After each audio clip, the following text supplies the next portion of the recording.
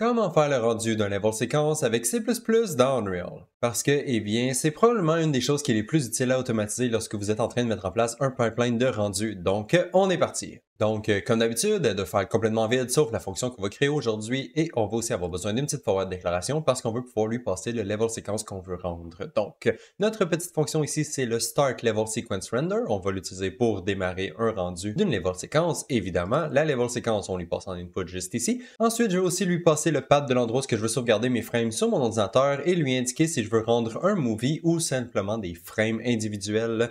Il y a évidemment une tonne d'autres paramètres qu'on aurait pu passer à notre fonction pour customiser notre rendu, mais dans mon cas aujourd'hui, je voulais garder ça simple, donc on va se contenter de ces deux petites variables-là. Donc voilà, c'était tout pour le header file. Maintenant, on peut passer au CPP. Et comme d'habitude, on va commencer par nos include. Et ici, on en a quand même plusieurs aujourd'hui. Donc là, on a le level sequence actor, on a le sequencer tool, et ensuite, on a les classes qui nous permettent de configurer notre rendu. Donc le automated level sequence capture, le image sequence protocol, le video capture protocol et audio capture protocol.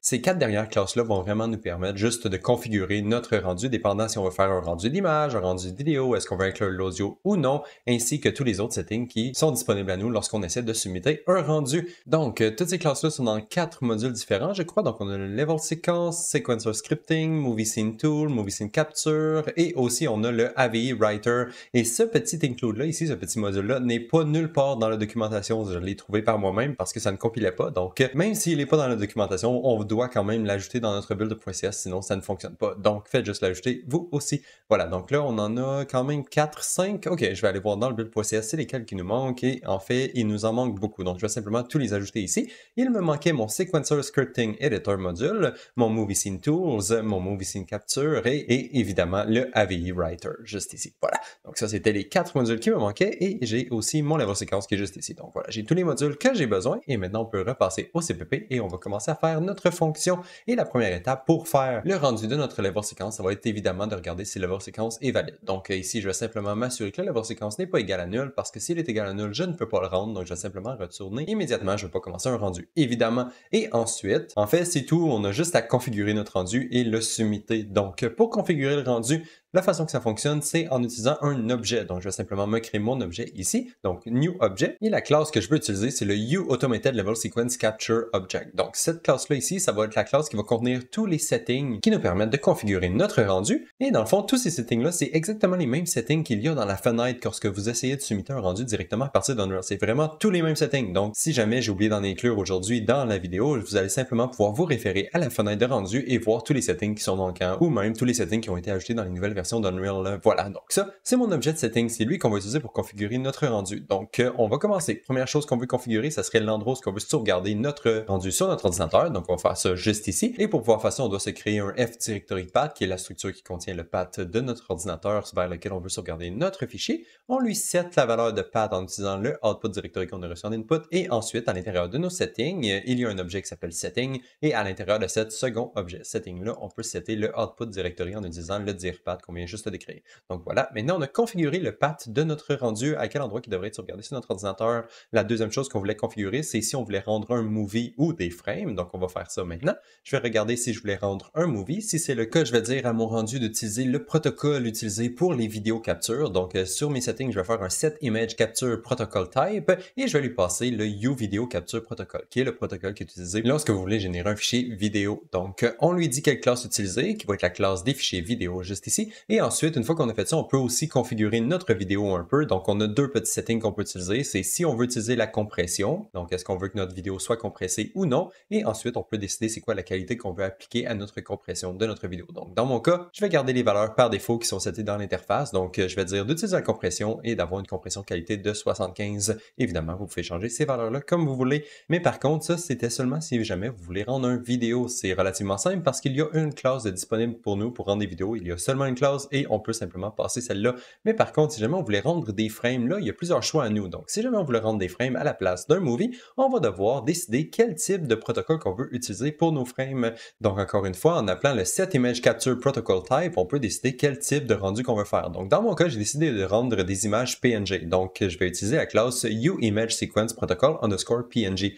Mais si jamais à la place vous préférez utiliser des JPEG, vous pouvez utiliser celui-là ici, PNG c'est celui-là ici, BMP et EXR. Donc ça c'est les 4 choix d'images que vous pouvez rendre avec l'outil de rendu dans Unreal et c'est ici que vous allez devoir décider quel type d'image que vous voulez utiliser. Dans mon cas, comme j'ai dit, je vais utiliser le PNG et une fois qu'on a décidé quelle classe qu'on voulait utiliser, évidemment on peut la configurer aussi dans le cas des PNG. La seule chose qu'on peut modifier c'est le Compression Quality, même chose qu'on avait fait en haut juste ici pour les vidéos. Cette fois-ci, on peut le faire aussi pour nos PNG, donc je vais garder la même valeur par défaut qui est utilisée dans l'éditeur, donc 75 pour nos images PNG.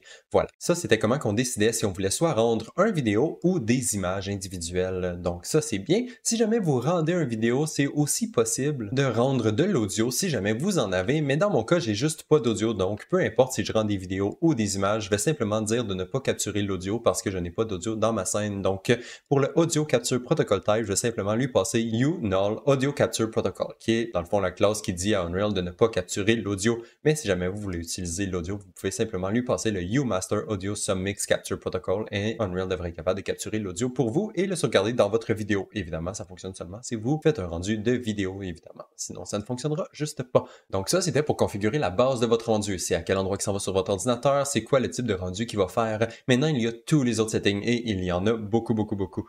Je vais juste descendre juste ici. Et comme première catégorie de settings, j'ai décidé d'y aller avec celle qui est la plus importante selon moi et c'est le Separate Process.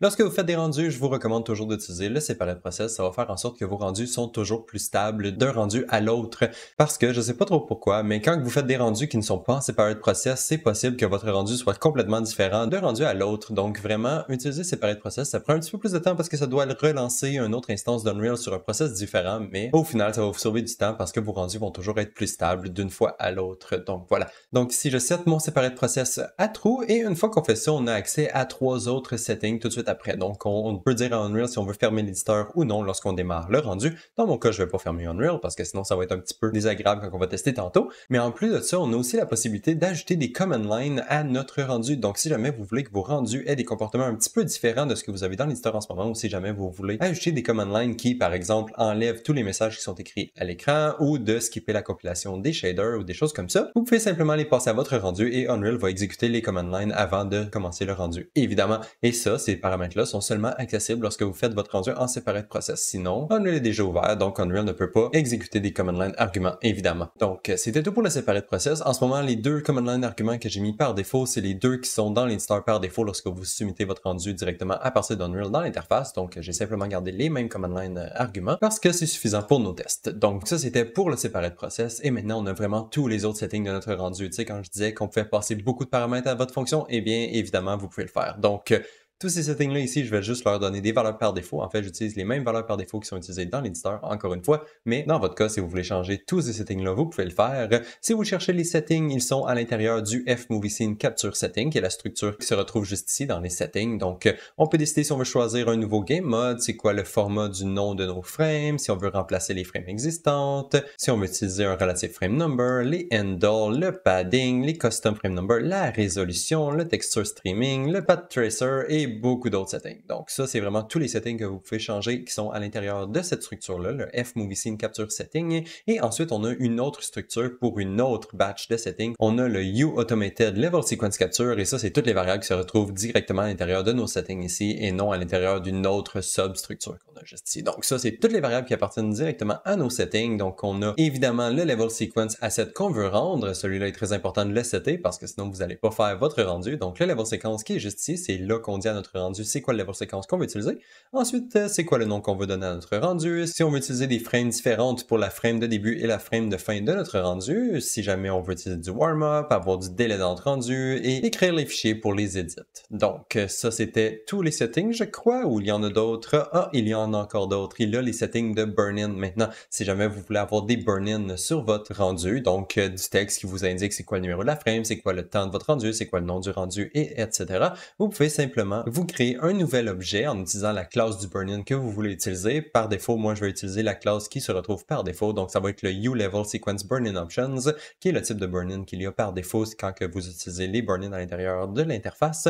Donc, ça, c'est la classe que je vais utiliser. Ça va me créer un petit objet de type burn-in. Et ici, dans mon burn-in, il y a des settings, évidemment. Et le seul setting que je vais changer, ça va être le setting qui me permet d'activer les burn-in juste pour prouver que ça fonctionne. Et ensuite, une fois que mon objet est créé et configuré, je peux simplement le passer à mes settings, dans les burn-in options, et évidemment, le burn-in va fonctionner pendant le rendu. Donc, je crois que ça faisait le tour de tous les settings que vous pouvez utiliser pour configurer votre rendu. Évidemment, c'est possible que j'en ai oublié parce que je les ai toutes copiées manuellement, donc c'est possible qu'ils en manquent. Vous pouvez toujours aller voir à l'intérieur de vos structures le U Level Sequence Burn-in Option, le U Automated Level Sequence Capture, le F Movie Scene Capture Setting et le U Movie Scene Capture. Donc, à l'intérieur de toutes ces classes et structures-là, vous allez pouvoir retrouver tous les settings qui vous permettent de configurer votre rendu et si jamais vous voulez les passer à votre fonction, vous allez pouvoir le faire, évidemment. Donc ça, c'était tous les settings qu'on avait accès et maintenant, je vais juste descendre un tout petit peu et maintenant, on peut simplement démarrer notre rendu. Donc, à l'intérieur du USequencer Tools Function Library, on peut simplement appeler notre fonction Render Movie. On lui passe nos settings pour notre rendu et Unreal va démarrer le rendu pour nous. On peut aussi lui passer un callback qui va se faire appeler une fois que le rendu va se faire terminer, mais dans mon cas, je n'ai pas vraiment besoin de callback, donc je vais juste lui passer un callback qui est complètement vide et Unreal va simplement l'ignorer parce que le callback est invalide et c'est tout. Maintenant, je peux simplement dire que ça a été un succès et c'est le temps d'aller dans Unreal pour faire des rendus. Et donc, me voici dans Unreal et je me suis créé une petite séquence qu'on veut rendre. Donc, j'ai ma petite séquence ci, si je fais play, c'est ça la séquence qu'on veut rendre. Donc, j'ai ma séquence ci, ça c'est mon world dans lequel ma séquence se retrouve et on va démarrer le rendu avec une petite interface. Donc, celui-là est super simple, on peut simplement lui dire où est-ce qu'on veut sauvegarder notre rendu sur notre ordinateur et ensuite, quand je clique sur Render Movie ou Render Frame, ça va appeler la fonction qu'on a créée aujourd'hui et donc Start Level Sequence Render. On lui passe le level séquence qu'on veut rendre, donc dans mon cas, ça va être le 36 level séquence dans les deux cas. Je lui passe le path du output et dépendant de si j'ai cliqué sur le Render Movie ou le Render Frame, je vais cocher ma case Render as Movie ou Render as Movie décoché. Voilà. Donc ça, c'est tout ce qu'il y a à l'intérieur de notre petite interface. Maintenant, on peut aller essayer de rendre un movie. Donc, je vais cliquer sur Render Movie. Puis que ça commence à séparer process, Unreal va ouvrir une nouvelle fenêtre. Ça va prendre un petit peu de temps, mais une fois qu'elle est ouverte, le rendu devrait commencer. Et voilà, notre rendu devrait s'être terminé avec mon petit personnage qui marche. Si je regarde à l'intérieur de mon dossier de rendu ici, on peut voir que j'ai mon fichier Avili que Unreal m'a généré. Et si je le joue, on voit que voilà, mon warrior, il marche et on voit que ça fonctionne bien. La vidéo look bien, plus ou moins bien, mais bon, voilà. Ça fonctionne, on voit en haut qu'il y a les burn-in, parce que j'ai dit que je voulais utiliser les burn-in, et on dirait que ça fonctionne bien.